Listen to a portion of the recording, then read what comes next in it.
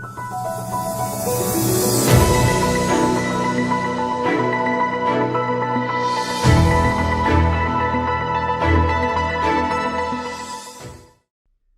आइए बात करते हैं आज इटावा क्षेत्र की। इटावा में एक ऐसा कारनामा किया गया है सरकारी अफसरों द्वारा जिसने सभी की आंखें खोल दी हैं।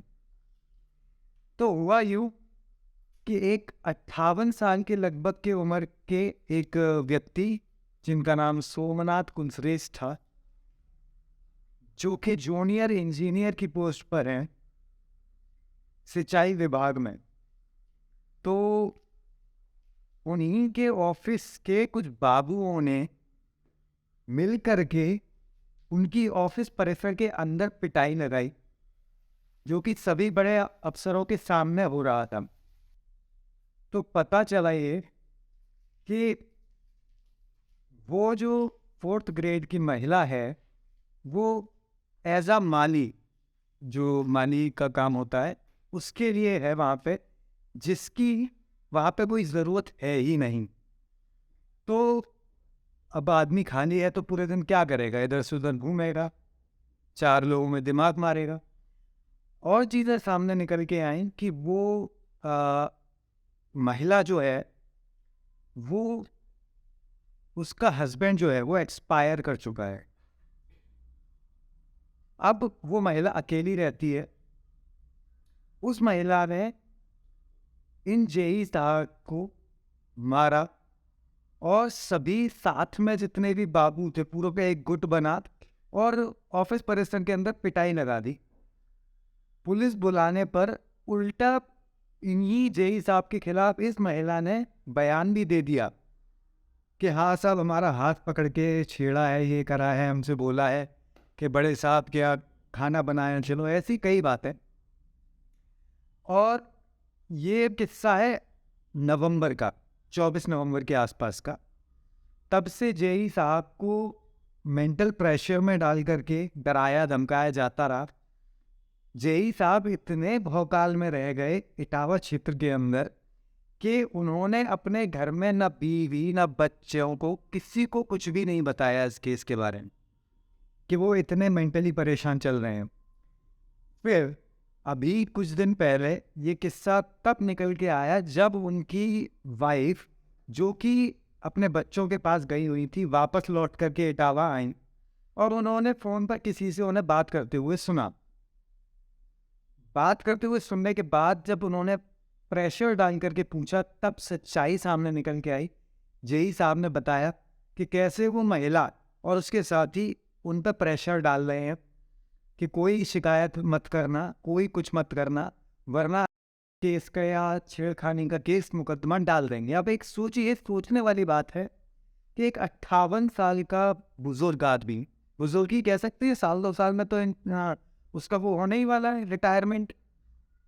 एक इतना बुजुर्ग आदमी जो जिसके ऑलरेडी 3-3 4-4 बच्चे हैं, 2 बच्चों की शादी हो चुकी है, इतना सब कुछ सिनेरियो हो चुका है, वो बुजुर्ग आदमी ऑफिस परिसर के अंदर जहाँ पर 20 लोग ऑलरेडी बैठे हुए हैं, तो वो बुजुर्ग आदमी एक महिला के साथ बदतमीजी कर देगा? कोई सोच सकता है ये तो सिंपल सी बात है, ये मनगढ़ंत कहानी है।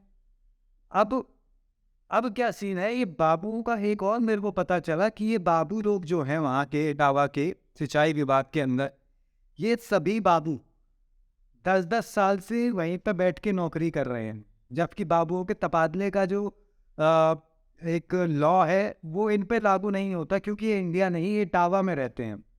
इटावा एक इंडिया से अलग दुनिया है इनकी, एक जहाँ पे इन्हीं की हुकूमत चलती है, इन्हीं का राज चलता है। एनीवेज, मूव ऑन, आगे करते हैं। अकेले ये जेई साहब में, इनके सभी जेई, चाहे और भी है उच्च लेवल के अधिकारी, सब इनसे खौफ खाते हैं। क्यों? क्योंकि ये सब लोग एकजुट होकर के मारने पीटने की धमकी देते हैं, जान और माल की धमकी देते हैं और ब्लैकमेल भी करते हैं। हालांकि और भी कुछ काम है जो ये लोग करते हैं, लेकिन वो अभी इस पर्टिकुलर केस में रेलेवेंट नहीं है। तो जैसा कि मैंने अपने विजन के बारे में बताया था, हम लोग केवल ऐसे किस्से निकालना चाहते हैं जिनको नज़रअंदाज किया जा रहा है किसी गवर्नमेंट की एक अच्छी पहल, जैसे कि नारी सुरक्षा हो गया, और भी महिलाओं के लिए बहुत सारी चीज़ें हो रही हैं जो गवर्नमेंट लेवल पे हो रही हैं, और ये बहुत अच्छी बात है। हमारी बहन बेटियां ये सेफ फील कर रही हैं। बट कुछ महिलाएं, कुछ बेटियां, कुछ बहनें ऐसी भी हैं जो अपनी इस दी हुई शक्ति का, इस दिए हुए हथियार का गलत प्रयोग करके दूसरे की पूरी ज़िंदगी बर्बाद कर देती है। अब ज़रा सोचिए, ये जेई साहब इतने भौचक्के हो गए थे कि इन्होंने जहर तक खाने के लिए ठान लिया था। वो तो इनकी बीवी नहीं आती, जहर खा लेते, और इनको भगवान ना करे कुछ हो जाता तो कल को फिर वो लड़की क्या करती, जिसने महिला क्या करती, जिसने ये सब करा है। और सबसे बड़ी बात तो ये है कि सरकार वहां पे कुछ नहीं देख रही, सरकार कुछ नहीं सोच रही। एक एक बाबू जो 10-10 साल से वहां पे अटका पड़ा है, रुका हुआ है, एक ही जगह पे नौकरी कर रहा है, उसका तबादला भी नहीं होता है और दबंग बन जाता है वो। साथ में एक 4th ग्रेड की महिला चपरासी, जिसकी पोस्ट एक माली की है, ठीक है, उसको वहाँ पर रख के तनख्वाह दी जा रही है बढ़िया। वो भी लगभग 1 साल के आसपास होने को आया, जिसको वहाँ पे कोई काम नहीं है, कोई ज़रूरत ही नहीं है, वो वहाँ पे बैठ कर के खा रही है।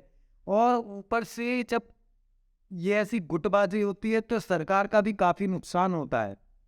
हालांकि पीड़ित परिवार के जेई साहब के जो बीवी और बच्चे हैं, उन्होंने इस पूरे केस को डीएम साहब को बताया।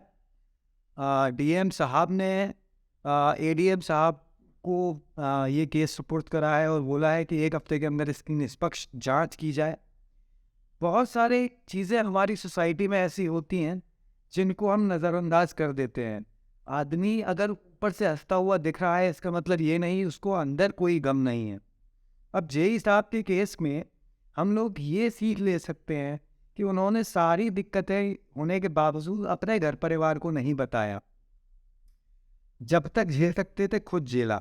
लेकिन ये ऐसे उल्टे गलत काम करने वालों को सोचना चाहिए कि एक सीधा सच्चा आदमी, जिसकी दुनिया के बारे में हमें कुछ नहीं पता, जिसके परिवार के अंदर क्या क्या घटित हो रहा है हमें कुछ नहीं पता, और ये हमें खुद भी सोचना चाहिए कि अगर हम किसी एक दूसरे आदमी के बारे में कुछ भी गलत सोचते हैं या बोलते हैं या करते हैं, तो उस पर्टिकुलर आदमी के पूरी जो दुनिया है हम उसको हिलाने की कोशिश करते हैं। कई जगह उसको शर्मिंदगी महसूस होती है। हालांकि ये अगर कोई गलत काम करने वाला आदमी है, उसको शर्मिंदा होना चाहिए। जी, इसके अलावा अब इस केस में क्या इटावा की गवर्नमेंट, क्या यूपी की गवर्नमेंट, और इटावा क्षेत्र से तो मेरी वैसे बहुत उम्मीदें थी। अखिलेश भैया का हमारे क्षेत्र है, मैं भी इटावा के पास का ही हूँ, तो मेरे को बहुत ज़्यादा उम्मीदें हैं कि इस केस में निष्पक्ष जांच होगी और इसका जो कुछ भी आंसर निकलेगा वो सच्चाई का ही साथ देगा।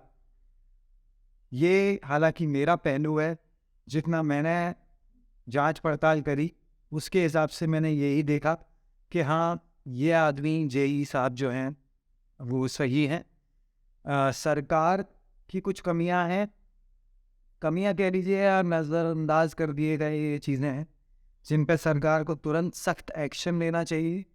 जो लोग बाबू लोग 10-10 साल से रुके हैं उनके प्रॉपर छानबीन करनी चाहिए कि उन्होंने क्या क्या कांड करे हैं, कितना कैसे क्या हो चुका है, अब तक बर्बादी कितनी हो चुकी है, टू बी प्रिसाइज।